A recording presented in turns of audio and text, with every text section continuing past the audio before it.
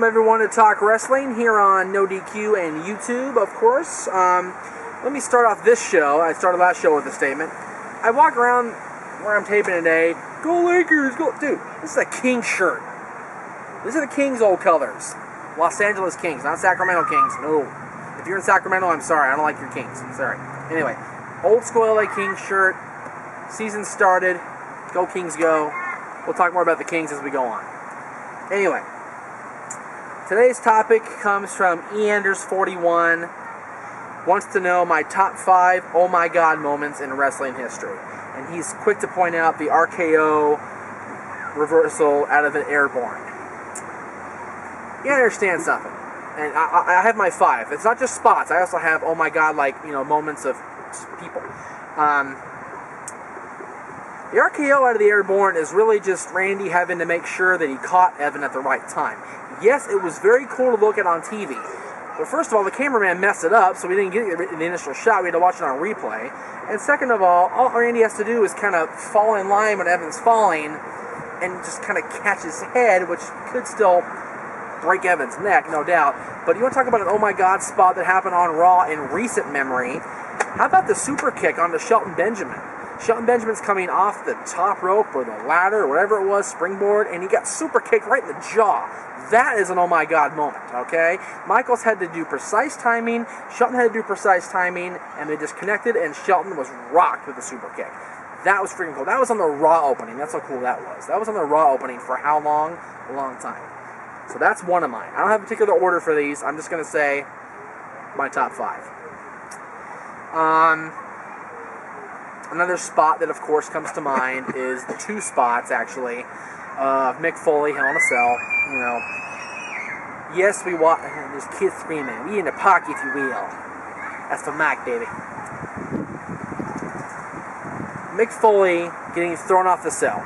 You would never expect Mankind to be thrown off the top of a 20-foot cage or 16-foot high cage through the Spanish announce table, being carted off by a stretcher, getting up with a smile on his face, climbing with a dislocated shoulder, battling the Undertaker some more, and then getting a choke slam through the top of the cage to the canvas below.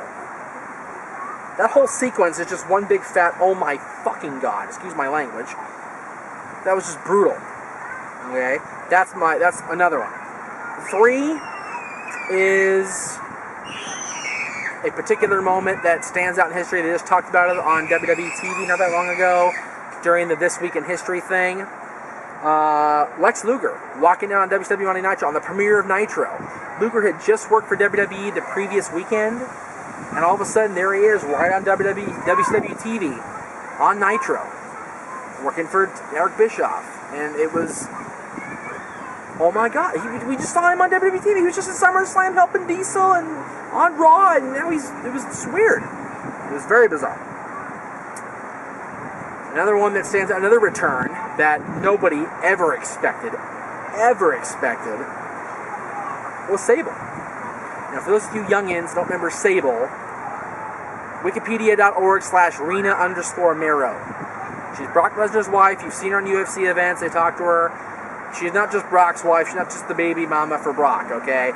She was a superstar in her own right in the WWF in the mid-90s, late 90s, okay?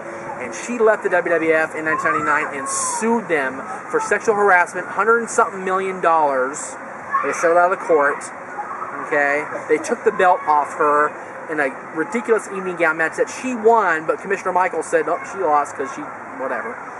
Okay, and Vince McMahon was still able to court her back and bring her back into the fold.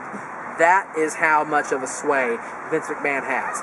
And there was no further evidence of a sway of Vince McMahon than earlier this year, on January 4th, 2010, when the most unlikely return, the biggest oh my god I've ever seen, happened.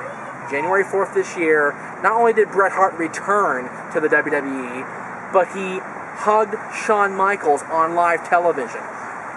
If you've read Bret Hart's book, and I know many of you haven't because you don't want to read the wrestling books, and I don't understand why, because they're just so damn good, read Bret's book, which was published in 2006, 2007, right around there, and read how much passion he has in his anti-Shawn and anti-Hunter feelings.